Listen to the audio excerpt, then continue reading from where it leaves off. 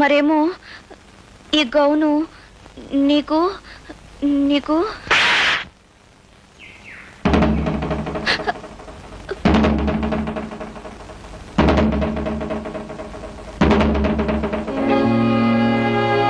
కొనుక్కోవడానికి ఎందుకంటే మంచి బట్టలు దొరకలేదా నీకు?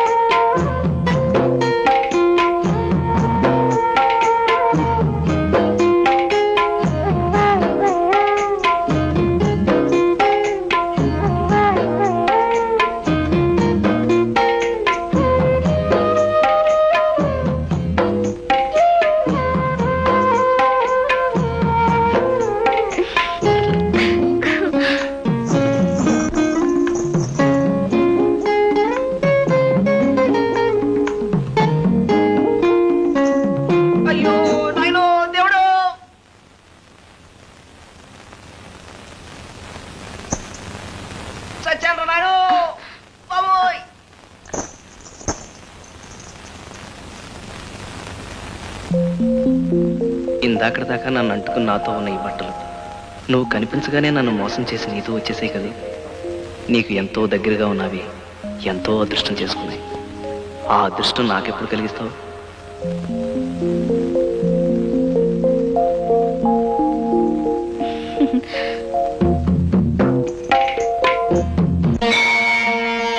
అయ్యా శంభో శంకర, నిన్నే నాయన, కొంచెం కాపాడు తండ్రి. ఒళ్ళు తెలియక తొందరపడి వయసు వచ్చిన పిల్లని చెంపదెబ్బ కొట్టాను. కలిసొచ్చి మనసిచ్చే సమయంలోనే పొరపాటు చేశాను. ఇప్పుడు ఆ పిల్లకి నా మీద పీకల దాకా కోపం ఉంది. నువ్వే ఎలాగైనా సరే ఆ పిల్లకి నచ్చ చెప్పాలి. ఓసే అమ్మాయి, కోపం ఉన్న చోటే ప్రేమ ఉంటుంది, కొట్టేవాడే ప్రాణాలు పెట్టేవాడు అవుతాడని నువ్వే ఎలాగైనా సరే నచ్చ చెప్పాలి. కుండీలో డబ్బులే లేదని ఏమనుకోవద్దు. నా పర్సు ఆ పిల్ల దగ్గర ఉండిపోయింది స్వామి. నా పద్దులో రాసుకో, పర్సు రాగానే చెల్లించేసుకుంటాను. వస్తాను.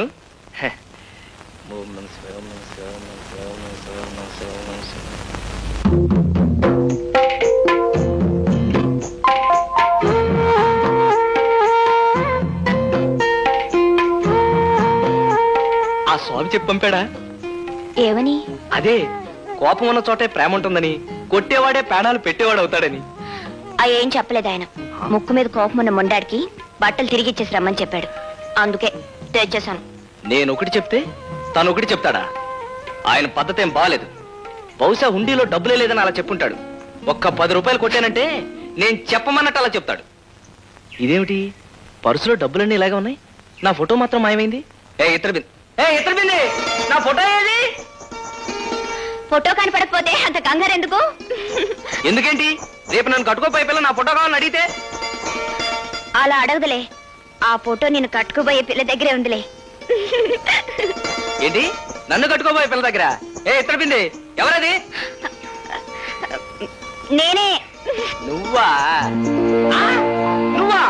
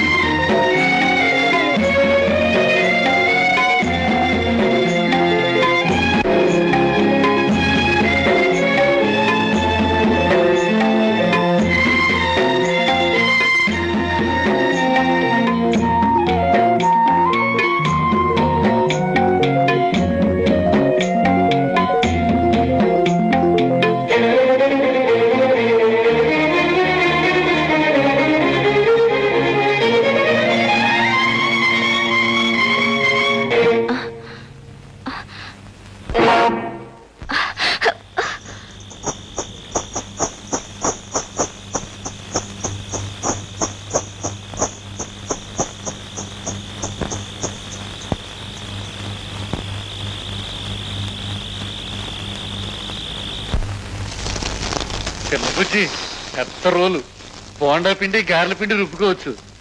దీన్ని తీసుకుని సింగిల్ టీ. రోకలు లేకుండా రోల్ ఎందుకయ్యా? ఇవాళ నాకు సింగిల్ టీ ఇచ్చావంటే 2 రోజుల్లో మంచి రోకలు తీసుకొస్తా. ఇద్దాం లెక్క పాపం. ఈ రోజు కాకపోయినా రేపు పట్టుకొచ్చిస్తాడు.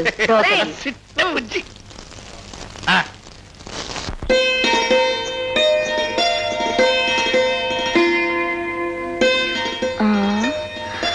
ఎక్కడప్పా ఈ మనిషి కనపడడం లేదు?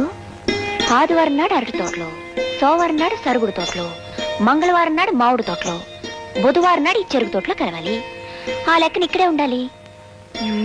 ఏమై ఉంటాడబ్బా? చేతులు టీ. నాకు తెలుసులే, చేతులు టీకిష్టయా.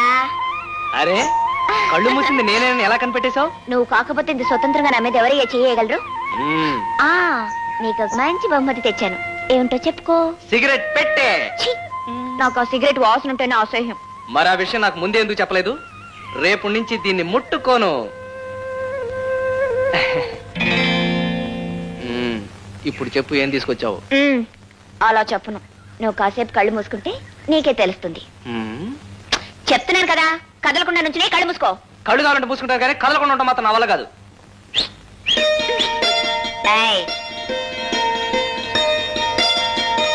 కళ్ళు మూసుకో. పవిత్ర, ఏంటిది? నీ మంచి మనసు నాకు తెలిపింది ఇదేగా. ఆ రోజు నా కోసం నువ్విచ్చిందే కిష్టయ్యా. నా చేతులతోనే ఇది నీకు కట్టాలని డబ్బులన్నీ కూడబట్టి ఇడిపించి తీసుకొచ్చాను. నేను నీకు ఇది కట్టాను కదా, మరి నువ్వు నా మెళ్ళో ఎప్పుడు తాళి కడతావు? కొంతకాలం ఓపిక పట్టు. నేను ఏదైనా పని చూసుకున్నాక. చేసుకునేది ఓ పనేగా. అది కాదు పవిత్ర, నేను నిన్ను పెళ్లి చేసుకున్నాక నీకే లోటు రాకుండా చూసుకోవాలిగా. ప్రస్తుతానికి నా దగ్గర డబ్బేమీ లేదు. అందుకే నా బ్రతికే నీ చేతిలో పెడుతున్నాను. చెప్పండి కదవాలరా. చల్లకు మాదా కవడమ్మా, మాదా కవడమమ్మా. రే ఆడాలి ఇంట్లో లేరు, వెళ్ళు తర్వాత రా. మీ ఆడవాళ్ళ కోసం రాలేదండి, అడుక్కోడానికి వచ్చాను.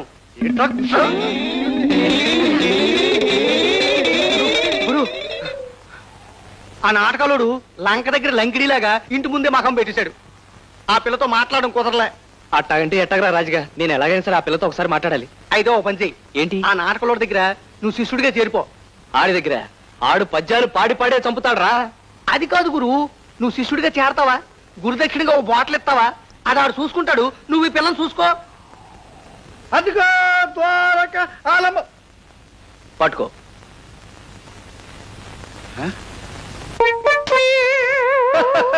రే కేటయ్య, గాయోపాకేలంలో సీల్లాగా ఉందిరే. శ్రీకుంఠుడి కేళ మీద పడిపోయాను, గైల్లో పడిపోయారా. లేవనా? కొంచెం టైం ఉంది. నువ్వు చేసిన తప్పులని నేను క్షమించాను. ఇప్పుడే ఇప్పుడు చెప్పు, నువ్వు చేసిన తప్పులేట.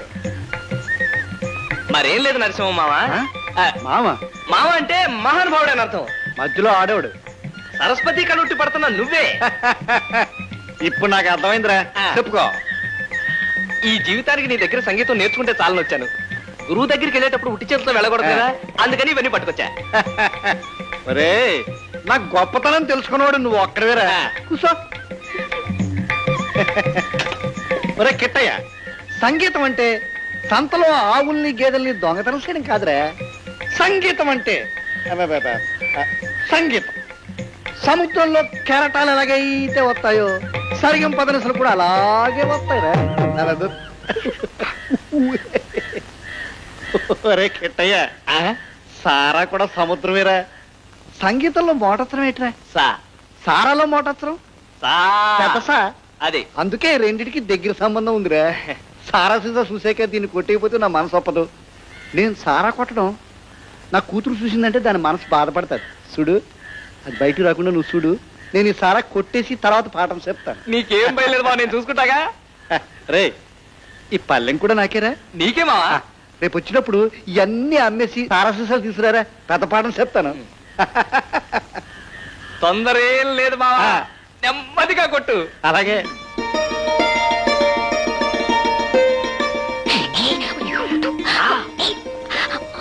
నిన్నంతా నువ్వు కనబడపోతే నాకు పిచ్చెక్కినట్టు అయిపోయింది తెలుసా. అబ్బాయి గారు దగ్గరికి రాను రాను పిచ్చి ముదిరిపోతుంది అనుకుంటాను. పాలు పెరుగు అమ్మ వచ్చేసరికి పొద్దుపోయింది, అందుకే రాలేకపోయాను. సరే ఒకసారి ఉండు. ఏం లేదు, ఉండు. అమ్మయ్యా. ఏమిటి? మరేం లేదు, మా నాన్నని కాకా పట్టడానికి అవన్నీ తీసుకొచ్చావు కదా, అవి కొనడానికి మొంతాడు అమ్మేసి అమ్మనని. అదంటే నేను కొరుకుంది కాబట్టి తేలిగ్గా అమ్మేశాను. ఇది నువ్వు బహుమతి ఇచ్చింది కదా, చచ్చినా అమ్మను. వచ్చేసింది వచ్చింది.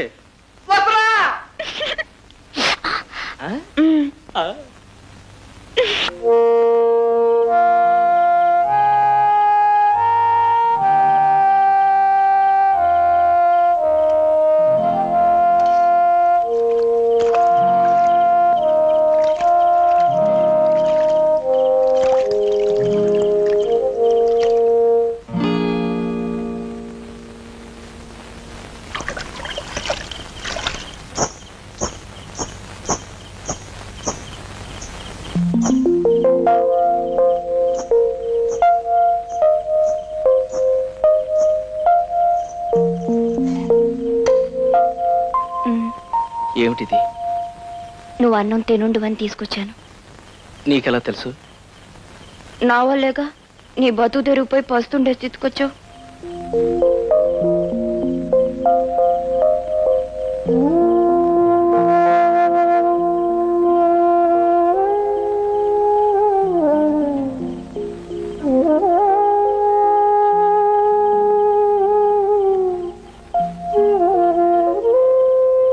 ఎందుకు ఏడుస్తున్నావు? ఒక అనాథలా బతుకుతున్న నా గురించి కూడా ఒక మనిషి ముందరుకునేసరికి నువ్వు అనాథ కాదు కిష్టయ్య, నీకు తోడుగా ప్రేమ మంచితనం ఉన్నాయి.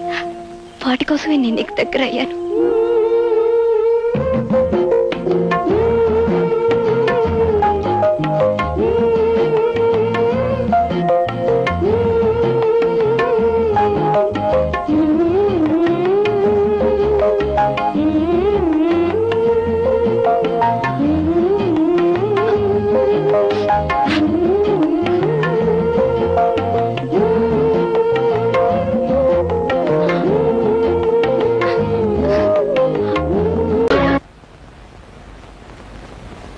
మావయ్య, సీతకి నిజం ఎలా చెప్పాలో తెలియడం లేదు, కానీ చెప్పక తప్పని పరిస్థితి వచ్చేసింది. వర్రిగాకయ్యా, నువ్వెవరవో తెలిసినా ఎంత కోపం వచ్చినా మెళ్ళో తాళిబట్టు విలువ తెలిసిన ఆడపిల్ల కనుక తప్పనిసరిగా ఒప్పుకుంటుంది. అమ్మా సీత, ఎక్కడి చూస్తున్నావమ్మా? ఇప్పుడే అల్లుడు గారు నేను నీ గురించే తలుచుకుంటున్నాం. నేను కూడా మీ అల్లుడు గారి గురించే తలుచుకుంటూ వచ్చాను. బై బై, మీ హనీమూన్ ప్రయాణానికి కావాల్సిన కొనుక్కున్నావా? నాకు కావాల్సింది కొనుక్కుందామంటే నాకు అది దొరకటం లేదు డాడీ. ఇట్స్ ఆల్ రైట్, వెళ్ళేది ఢిల్లీ కదా, కావాల్సినవన్నీ అక్కడే కొనుక్కోవచ్చు. అవును, మనకు కావాల్సినవన్నీ అక్కడే కొనుక్కోవచ్చు సీత, యూ డోంట్ వరీ. మాకు ఢిల్లీ టికెట్స్ ఎంత కొన్నారు డాడీ? 1500 చిల్లరైందమ్మా. అంటే మన ఆఫీస్ లో ఒక సేల్స్ మెన్ జీతం అంతే కదండి? అంతే అయి ఉంటుంది. I don't know what uncle, మీ సేల్స్ మెన్ కి ఎంత ఇస్తారో ఆయన అడగడం దేనికి? పుచ్చుకునేది మీరేగా.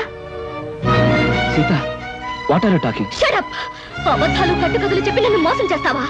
మా నాన్నగారి దగ్గర జీతం డబ్బుల కోసం పనిచేసేవాడివి నా దగ్గర మల్టీ మిలియనర్ల వద్ద చేస్తావా? ఎందుకో పనికిరాని నీ కుటుంబ సభ్యుల్ని, గ్రేట్ పీపుల్ అని నాకు పరిచయం చేస్తావా? నా మెళ్ళలో తాళిబొట్టుకి మోసం అబద్ధం కుట్రనే 3 ముళ్ళు వేసి నా బ్రతుకుని అన్యాయం చేస్తావా? అమ్మా సీత, ఆవేశపడ. ఈ పెళ్లి జరగడానికి కారణం అతను కాదమ్మా, నేను. డాడీ? అవునమ్మా, అతని అబద్ధాలను బలపరిచి నేను నమ్మేటి చేసి ఈ పెళ్లి జరిపించింది నేనమ్మా. డాడీ, ఈ పని నువ్వు చేసావా? ఒక మగవాడు పెళ్లి కాని ఆడపిల్ల ఆస్తి చూసి అందం చూసి అబద్ధాలతో మోసం చేశాడంటే దానికి అర్థం ఉంది. కానీ ఒక కన్న తండ్రి సొంత కూతుర్ని పరాయి మగాడితో నాటకవాడి పెళ్లి జరిపించాడంటే బహుశా లోకం ఇదే మొదలుతారనుకుంటాను. పసితరం నుంచి అమ్మలేని నన్ను పెంచి పెద్ద చేసి అడిగింది కాదనక కోరింది లేదనక నన్ను ఇంతదాన్ని చేశావు. ఇప్పుడు ఆయనతో కలిసి నాటకవాడి నన్ను ఎందుకు మోసం చేశావు? ఎందుకు మోసం చేశావు డాడీ? మంచి ప్రశ్న వేశావమ్మా, చాలా మంచి ప్రశ్న వేశావు. కానీ ఈ ప్రశ్న అడిగే ముందు జరిగిన విషయాలేమిటో ఒక్కసారి గుర్తు తెచ్చుకో. ఒక ఆడపిల్లకు ఉండవలసిన మర్యాద సాంప్రదాయం మర్చిపోయి పేపర్లో మొగుడు కోసం ప్రకటనలు వేయించింది నువ్వు. ఆ ప్రకటనలు చూసి వచ్చిన కృష్ణను సెలెక్ట్ చేసుకుంది నువ్వు. అతన్ని మనసారా ప్రేమించి ఇంటికి తీసుకొచ్చి నాకు పరిచయం చేసింది నువ్వు.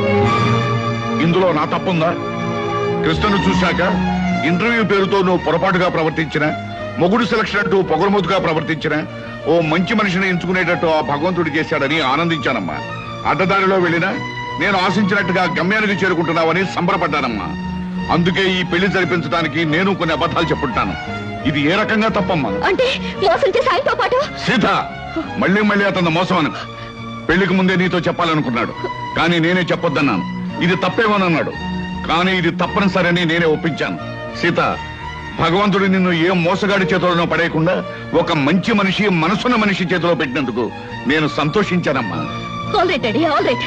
జరిగిన దానికి కారుకురాల్ని నేనేనంటావు, అన్ని చేసింది నేనేనంటావు. ఆల్ రైట్, ఇప్పుడు కూడా నేను చేయాల్సిందేదో చేస్తాను. సీత, ఏం చేస్తావు? నాకు విడాకులు ఇస్తావా? మంగళసూత్రానికి విలువిచ్చేదాన్ని విడాకులు ఇస్తానని అనను. కాకపోతే ప్రస్తుతం మన హనీమూన్కి వెళ్ళడం లేదా, మీ ఇంటి కాలుమగలుగా వెళ్ళబోతున్నా. అక్కడ నేను ఏం చేస్తానో, ఎలా ఉంటానో ముందు ముందు మీకే తెలుస్తుంది. కృష్ణ, ఈ మొండిది తిక్కది మీ ఇంటికి కాపురానికి వచ్చి నిన్ను ఎన్ని కష్టాలు పెడుతుందో, మీ సంసారంలో ఎన్ని కలతలు రేపుతుందో అనే భయంగా ఉందయ్యా. మావయ్య, మీరేం భయపడకండి. జీవితంలో ఎలాంటి ఛాలెంజ్నైనా ఎదుర్కొని విజయం పొందటం నాకు అలవాటే. మీ అమ్మాయి విషయంలో కూడా నేను గెలుస్తాననే నమ్మకం నాకుంది. కాకపోతే ఆనాడు రాముడు సీతను అగ్నిప్రవేశం చేయించాడు. ఈనాడు మీ సీత ఈ రాముడిని అగ్నిప్రవేశం చేయించబోతుంది. ఆ అగ్నికి ఏమాత్రం చెక్కు చెదరకుండా పవిత్రమైన మనిషిగా బయటకొస్తాననే నమ్మకం నాకుంది మావయ్య. డాడీ, నేను అత్తవారింటికి వెళ్తున్నాను. అమ్మ సీత, నిన్ను ఆడంబరంగాను ఆర్భాటంగాను పంపించాలని జరిగిన అబద్ధం పెళ్లికి ఇలా వెళ్ళటమే సరైన పద్ధతి. పదండి. సీత, నీ ఆస్తి అంతస్తు చూసి నిన్ను పెళ్లి చేసుకోలేదు. నువ్వెక్కడి నుంచి ఏమీ తీసుకురావడానికి వీల్లేదు. కట్టుకున్న చీరతోనూ, నేను కట్టిన తాళితోనూ, కట్టుకున్న మొగుడుతోనూ నువ్వు నీ పుట్టింటి నుంచి బయలుదేరి రావాలి. That's all. కమాన్.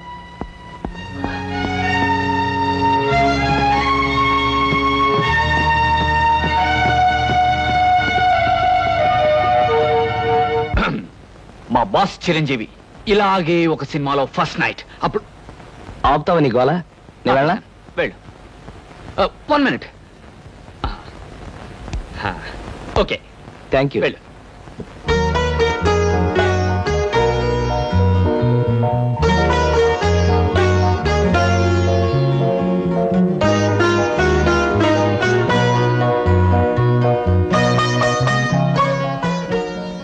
సీత, మగాడికైనా ఆడదానికైనా జీవితంలో ఈ తొలి రాత్రి అనేది ఓ మరపురాని మధురమైన అనుభవం అంటారు. ఈ అనుభవంతో మనుషుల్లో ఆత్మీయతలు పెరుగుతాయి, ఒకరినొకరు పూర్తిగా అర్థం చేసుకోవడం జరుగుతుంది. సీత, నేను నీకు ఎన్నో అబద్ధాలు చెప్పుండొచ్చు, కానీ ఒక్కటి మాత్రం నిజం. నేను మనస్ఫూర్తిగా మనసారా నిన్ను మొదటిసారి చూసినప్పుడే ప్రేమించాను. I love you Sita, I love you. మీరు నన్ను ముట్టుకోవడానికి వీల్లేదు. సీత, అవును, తాళి కట్టారు గనక లోకం ముందు మీకు భారీగా తల ఉంచే ఉంటాను. కానీ నా మనసును మోసం చేశారు గనక నేనెన్నటికీ మీకు దగ్గర కాలేను. సీత, ఏమిటి అర్థం లేకుండా? అవును, లోకం దృష్టిలోనూ అందరి దృష్టిలోనూ మనం భార్యాభర్తలుగా ఉంటాం, కానీ శారీరకంగాను మానసికంగాను ఒకరికొకరు దూరంగానే ఉంటాం. అంటే ఇది నువ్వు నాకు విధించే శిక్ష? అవును, నన్ను మోసం చేసినందుకు, అబద్ధాలతో నన్ను పెళ్లి చేసుకున్నందుకు మీరు శిక్ష అనుభవించి తీరాలి. ఆల్ రైట్ సీత, నేను నిన్ను ప్రేమించి పెళ్లి చేసుకుంది పవిత్రమైన భావంతోనే తప్ప కామంతో కోరిక తీర్చుకోవడానికి కాదు. నా మీద మనసు లేని నిన్ను ఎన్నటికీ తాకను. ఏదో ఒక రోజున నన్ను అర్థం చేసుకుని నువ్వు నా దగ్గరికి రావాలే తప్ప నేను మాత్రం నీ దగ్గరికి రాను. అంతవరకు లోకం దృష్టిలో మాత్రమే నీకు భర్తగా ఉంటాను. Good night. శంకరం, శంకరం,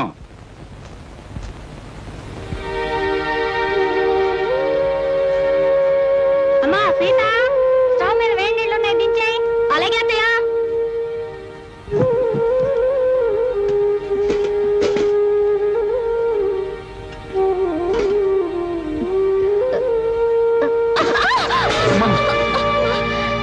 ఏమిటమ్మా సీత, చేతులు కలియా? లేదు నాన్న, నా కర్మ ఇలా కాలింది. అవే మాటలమ్మా, అయినా కోటీశ్వరుడి కూతురివి నీకు ఈ వంట పని అంట్ల పని ఏమిటమ్మా? పుట్టి బుద్ధి ఎరిగాక నువ్వెప్పుడైనా వంటగదిలోకి అడుగు పెట్టావమ్మా? అలాంటి నన్ను కష్టాల్లోకి బాధల్లోకి అడుగు పెట్టాలనేగా మీరు అబద్ధాలు చెప్పి నాకే పెళ్లి చేసింది. అమ్మా సీత, నాన్న, చేతి మీద పడిన వేణీళ్లకు నా కన్నీళ్లే వస్తాయి. కానీ నా కన్నీటి చుక్కలు చూసిన మీకు బాధతో గుండె కోతపడి నెత్తుటి చుక్కలు వస్తాయని నాకు తెలుసు. నేను కోరుకునేదేది. అమ్మా సీత, ఓ మంచి మనిషితో నీ పెళ్లి జరగాలని నేను తాపత్రయపడ్డానే తప్ప నువ్వో పని మనిషిలాగా అలవాటు లేని అడ్డమైన పనులు చేయాలని నేను కోరుకోలేదమ్మా. 2000 జీతంతో 6 మంది ఉన్న కుటుంబాన్ని పోషించే ఒక మధ్యతరగతి మనిషి ఇల్లాలు అన్ని పనులు చేసే తీరాలన్నా. ఇది నువ్వు కన్నబిడ్డకు చేసిన మహోపకారం. పార్వతి, పవిత్రమైన కళ్యాణి రాగం లాంటి వార్త తీసుకొచ్చానే. ఎక్కడ అరే బావగారా, ఎంతసేపు అయింది వచ్చి? ఇదేమిటి ఇక్కడ నిలబడ్డారు? రండి కూర్చుందాం. రండి రండి కూర్చోండి. నమస్కారం అండి. నమస్కారం. బావగారు పళ్ళు తీసుకొచ్చారు. అన్నీ మీ అమ్మాయికేనా, మరి మాకేమైనా ఉన్నాయా? నీకే బావగారు. పొద్దున్నే గుమ్మం తగిలి పడిపోయారని తెలిసింది. పలకరించి వెళ్దామని వస్తూ పళ్ళు తీసుకొచ్చాను. నానోయ్, గుమ్మం తగిలి పడితేనే బుట్టడు పళ్ళు పట్టుకొచ్చారు. ఇంటి మించి పడ్డావంటే లారీ నిండా పంపిస్తారేమో. ఒకసారి ట్రై చేయకూడదు. రే, లారీ పళ్ళ కోసం నేను ఇల్లెక్కి కిందకు దూకాలంట. మొహం మీద కొట్టానంటే ముఖారు రగంలో మొత్తుగా ఎడుస్తా వేదావా. నమస్కారం అన్నయ్య గారు. నమస్కారం అమ్మా. ఇదేనా రావటం? ఇంత ముందే వచ్చానమ్మా. కాఫీ తీసుకొస్తా. వద్దమ్మా, మీతో ఒక విషయం చెబుదామని వచ్చాను. గాంధీనగర్ లో నాకు ఒక ఇల్లు ఉందమ్మా. అది నౌకర్లు చాకర్లతో అన్ని సదుపాయాలు గల ఇల్లు. ఊరికినే పడాడటం ఎందుకు, మీరందరూ కలిసి దాంట్లో మారితే బాగుంటుంది అని అనిపించిందమ్మా. ఏమిటి, నౌకర్లు చాకర్లు అన్ని సదుపాయాలు ఉన్న ఇల్లా? ఛాయరాయ కీర్తన లాంటి శుభవార్తని కాస్త ముందెందుకు చెప్పలేదు బావగారు? రేపే ఇంటికి మార్చేద్దాం. అవునా? చక్కగా ఒక గదిలో నువ్వు తలుపులు మూసుకుని సంగీతం పాడుకోవచ్చు. మరో గదిలో గదుల మాట ఎలా ఉన్నా నౌకర్లు సౌకర్యాలు ఉంటే సీతకు నాకు పనులు తప్పుతాయి. తప్పకుండా మారిపోతాం అన్నయ్య గారు. వద్దత్తయ్య గారు, మా నాన్నగారు అభిమానంతో చెప్పొచ్చు కానీ మనం అక్కడికి వెళ్ళడం చిన్నతనం అనుకుంటున్నావు తల్లి. అభ్యాదేం లేదమ్మా. అద్దెళ్లలో దిక్కుమాలు చావు చస్తూ 6 రాగంలో ఏడుస్తూ బతికే కన్నా హాయిగా మన ఇంట్లో ఉండడం మంచిదమ్మా. అది కదా మావయ్య గారు, అక్కడికి వెళ్ళడం వల్ల ఒక నష్టం ఉంది. ఏమిటది? మా వంశంలో ఆడపిల్లలు కన్నవారిచిన కొంపలో కాపురం పెడితే కాపురం పెడితే ఆ అమ్మాయి తాలూకు మావగారికి ప్రాణగండమట. అమ్మో నాకే. ఇంతకు ముందు ఒకరిద్దరు అలాగే పోయారు కాదు నాన్న? ఏమిటి బావగారు, మీకు ఈ విషయం ముందే తెలుసా?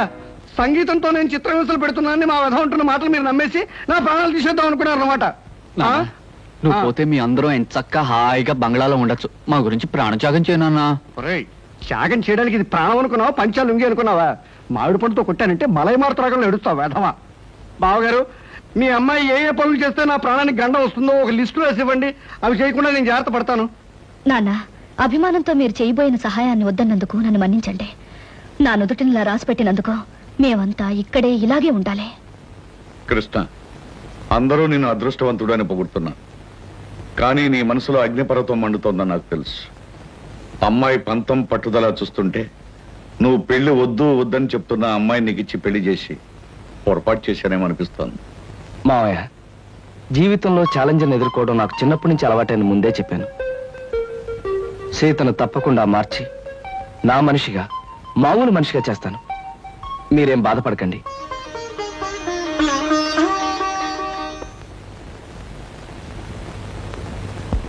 ఏమండి, ఇవాళ మన హౌస్ ఓనర్స్ వెడ్డింగ్ డే అట. సాయంకాలం పార్టీకి పిలిచారు. పెళ్లి రోజులు అనేవి ప్రతి జంటకి వస్తుంటాయి.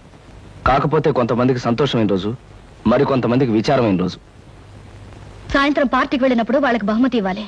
ఈ 500 తీసుకెళ్ళి ఏదైనా కొనుక్కురండి.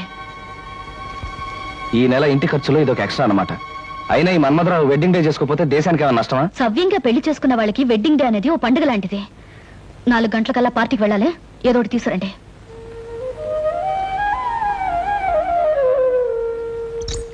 అమ్మాయి గారు, అమ్మాయి గారు. అదేంటి సింహాచలం ఇలా వచ్చా?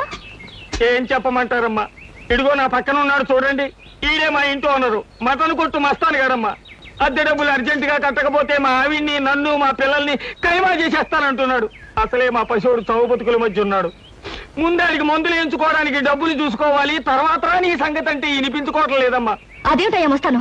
అవతల పిల్లాడి ప్రాణం మీదకి వచ్చిందంటే వినకుండా ఏమిటంత మాటలు? మాటలు కాదు అమ్మా, ఖచ్చితంగా వీడిని ఖాళీ చెయ్యి కైమా కొట్టి వీడిని కొంప ఖాళీ చేయించేస్తాను. అమ్మా వీడికి నచ్చ చెప్పడానికి చూసి ప్రయోజనం లేదు తల్లి. ఇప్పటికే వీడి మనుషులు సామానంతా బయట పారేసి చిందులు దొక్కేస్తూ ఉంటారు. నా పెళ్ళం బిడ్డను ఒళ్ళో పెట్టుకుని సాగు బతుకుల మధ్య ఉన్నాడు అని ఏడుస్తూ ఉంటుంది. ఏం చెప్పినా వినకపోవడం వీడికి పుట్టుకతో వచ్చిన గుణం అమ్మా. డబ్బులు ఇవ్వడం తప్ప మరో దారి లేదు తల్లి, మరో దారి లేదు. నువ్వంత బాధపడకు సింహాచలం. అతను అంత మనసు లేకుండా దుర్మార్గంగా మాట్లాడుతుంటే మనసున్న మనిషి ఎవరు చూస్తూ ఊరుకోలేరు. నీకెంత కావాలి? ఒక 500 అయితే మందుకి అద్దెకి. అయితే ఉండు, తెస్తాను. ఏమే ఎలా ఉంది మన యాక్టింగ్? బ్రహ్మాండంగా ఉంది. నువ్వు తాగినంత పోయిస్తా గానీ ఆ కోపం చూపులు అలాగే ఉంచు. మీసం తిప్పు, లేకపోతే అమ్మాయి గారు కనిపెట్టేస్తారు. అచ్చా ఇదిగో సింహాచలం 500. ఇతనికి ఇవ్వాల్సింది ఇచ్చి మీ అబ్బాయికి వైద్యం చేయించు. అమ్మా వయసులో చిన్నదానివైనా నీ కాళ్ళకి దండం పెడతాను. పదా దరిద్రుడా, లెక్క చూసి నీ డబ్బు నీ మొహాన్ని కొడతాను. వస్తానమ్మా. బాబు అసలే పసివాడికి ఒళ్ళు బాగుండగా ఏడుతున్నాను. ఇప్పుడు అద్దె పేరు చెప్పి సామాన్లన్నీ బయట పడేసి అన్యాయం అయిపోతాను బాబు. నోరు మీవే.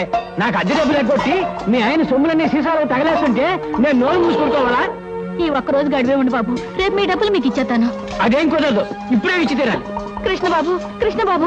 ఏమిటి మంగమ్మ, ఏం జరిగింది? 3 నెలలు అద్దె బకాయి పడిందని ఇంట్లో సామానంతా ఈదులో పడేస్తానండి పెద్ద మనిషి. 3 రోజులుగా బిడ్డ ఒళ్ళు అగ్గిలా కాలిపోతున్నా ఆసుపత్రికి తీసుకెళ్ళడానికి కూడా డబ్బులు లేక బాధపడుతున్న దాన్ని ఇప్పుడు ఈ అద్దె డబ్బులు ఎక్కడి నుంచి తెచ్చేయగలను బాబు? అవును, సింహాచలం ఏమయ్యాడు? వాడే సవ్యంగా ఉంటే మాకు ఇట్టండి కట్టాలి ఎందుకు వస్తాయి బాబు? కృష్ణబాబు నా కాపురాన్ని మీరే నిలబెట్టాలి. నా బిడ్డ ప్రాణం మీరే కాపాడాలి బాబు, మీరే కాపాడాలి బాబు. వెళ్ళు. రండిరా. ఓయ్, ఆ సామానంతా లోపల సర్ది వెళ్ళండి. అలాగే అయ్యా. మంగమ్మ, ఇదిగో డబ్బు. ఇంటి ఖర్చులకి కుర్రాడి హాస్పిటల్ ఖర్చులకి ఉంచు. మీరు నిజంగా దేవుడు బాబు. మంచి సమయానికి చల్లని మనసుతో వచ్చి మమ్మల్ని కాపాడారు. మీరు 1000 సంవత్సరాలు బతకాలి బాబు. సీత, సీత. ఏమిటండి ఇంత ఆలస్యంగా వచ్చారు? బహుమతి ఏం తీసుకురాలేదా? లేదు సీత, అనుకోకుండా ఓ సంఘటన ఎదురైంది. మన సింహాచలం లేడు, ఇంటి వన్న డబ్బు ఇవ్వలేదని వాడి సామాన్లన్నీ బయట పారేశాడు. ఓ పక్క పిల్లాడికి ప్రాణం మీదకొచ్చి మందులు ఇప్పించడానికి డబ్బు లేక ఆ తల్లి ఏడుస్తుంది. ఆ పరిస్థితి చూస్తే నాకే కళ్ళలో నీళ్లు తిరిగాయి. అసలు ఒక డబ్బున్న వాడి పెళ్లి కానుక ఖర్చు పెట్టడం కంటే ఓ పేదవాడి బ్రతుకు ఖర్చు పెట్టడం మంచిదని చెప్పి ఆ డబ్బు